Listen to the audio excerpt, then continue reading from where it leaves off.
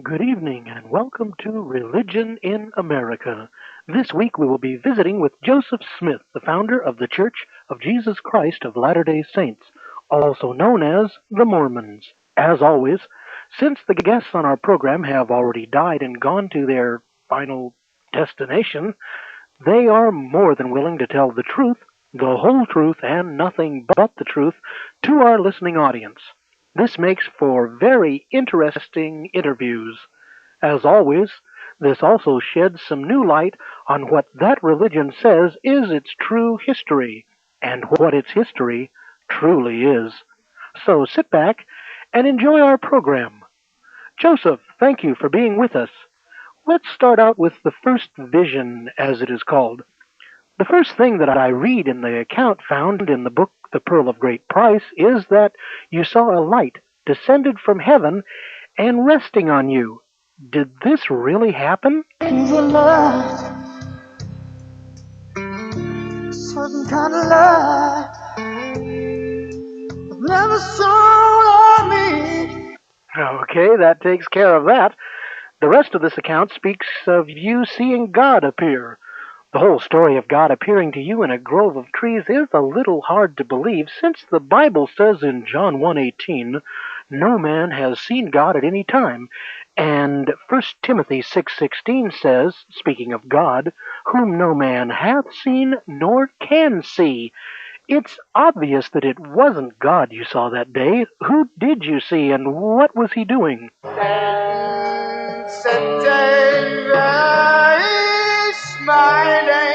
I figured that's who it was, but I really wanted to hear you finally admit it. But then that's what all our guests do here on our program. I'll bet that experience scared the heck. That must have been frightening. What did he say to you?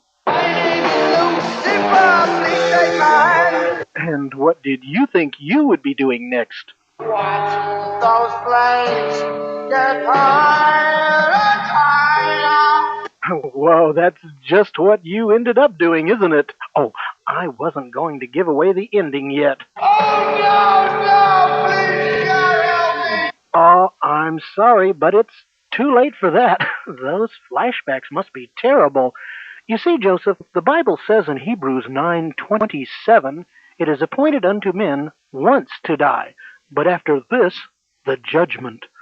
So the doctrine that you taught, that men will have a second chance after death to call upon God and receive salvation, well, I can only say you must have been dreaming. Sweet dreams are made of these. Who am I to disagree? Maybe before, but you definitely know better now, don't you? Let's briefly cover another of the statements you've made that are, to say the least, very hard to believe. Like you describing that the men who lived on the moon were 6 feet tall, dressed like Quakers, and lived to be 1,000 years old. Brigham Young even went one step farther than your moon prophecy to say that even the sun was inhabited. Maybe I'm wrong. Won't you tell me if I'm coming on too strong? I'd definitely say that was an understatement. A lot of the things you said and did were so far-fetched that the only logical conclusion I can come to, and I'm sure you couldn't admit this to anyone before now, is that you were playing with people's minds, just seeing how far you could lead them on some ego trip you were trying to win. But if you wanna win, you gotta learn how to play that game. Yeah, that definitely qualifies as something I wouldn't tell people. Next, I want to talk about what happened in Carthage jail. You made some unbelievable statements about yourself and comparing your death to that of the death of Jesus Christ. Let me just quote a couple of them. You said, I am going like a lamb to the slaughter. And here's another. I have a conscience void of offense toward God and all men. And this one says, I shall die innocent, and it shall be said of me, he was murdered in cold blood. Now, I've read the account of your death in the history of the church, which describes what really happened. What were the men aiming to do? Baby, just shoot me down. And what did you do? So I shot it down. So I guess that takes care of the myth of you going like a lamb to the slaughter, unless the lamb had a six-shooter in his pocket. And after you died, what was the first thing you were doing? And the response you got was what?